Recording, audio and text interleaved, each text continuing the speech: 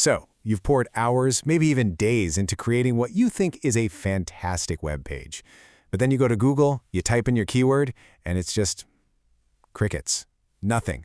It is an incredibly frustrating feeling, and trust me, we've all been there. But figuring out why isn't about random guesswork. It's about having a system. And in this explainer, we're going to walk through a step-by-step diagnostic checklist to figure out exactly what's going on. You really feel like you did everything right, you know? The content is solid, the design is great, but your page is just completely invisible.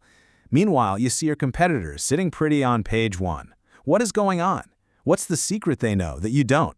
Well, it's not a secret, it's a process. So let's start the investigation.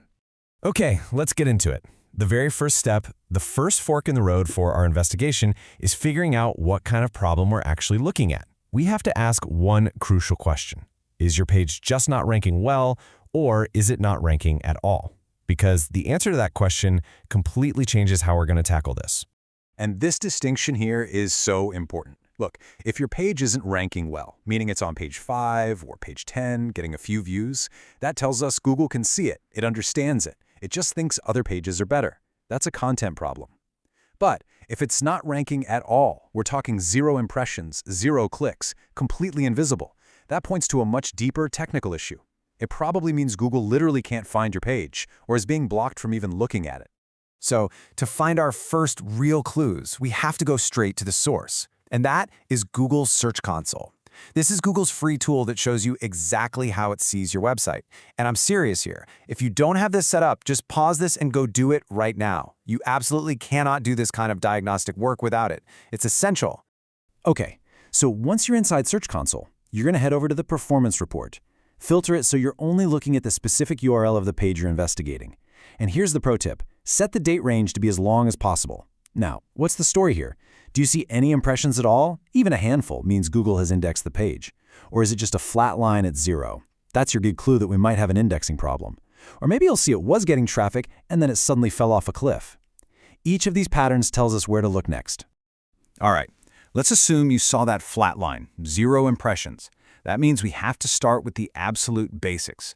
Before we even start worrying about content quality or keywords, we have to make sure there aren't any technical roadblocks just stopping Google from getting in the door.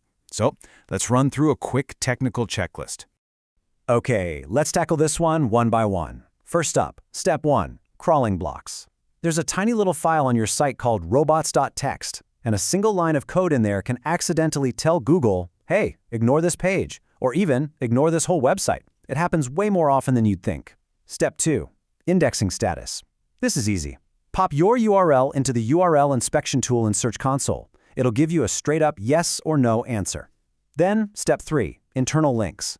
Think about it. If none of the other pages on your own website link to this new page, why would Google think it's important? And finally, step 4, page speed. A super slow page can be a real problem. Sometimes it's the tiebreaker that puts your competitor ahead of you. All right, so let's say you went through the technical checklist and everything's fine. Google can find your page, it can crawl it, it can index it. Awesome. But it's still not ranking.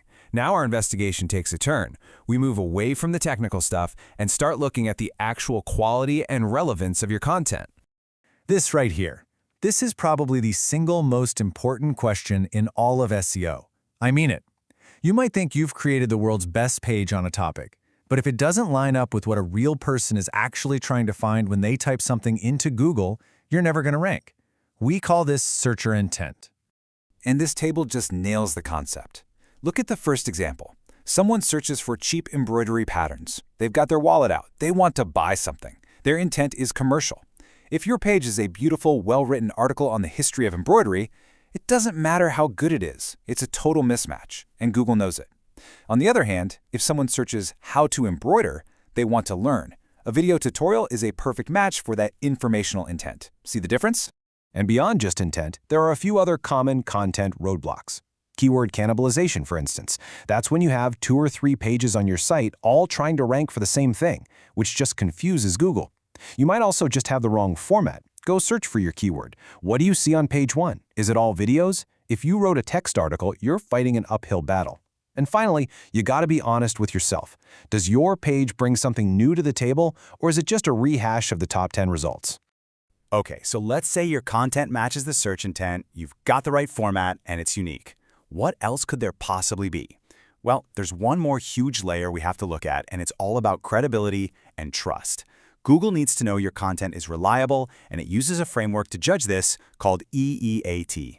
Now, EEAT sounds like a bunch of marketing jargon, I know, but it's actually pretty straightforward. It stands for experience, expertise, authoritativeness, and trustworthiness.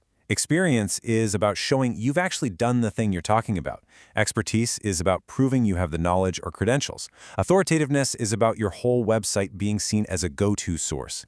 And trustworthiness is the foundation of it all. Is your site secure? Is it clear who's behind it? Now, for certain topics, EEAT isn't just a nice-to-have. It is absolutely critical.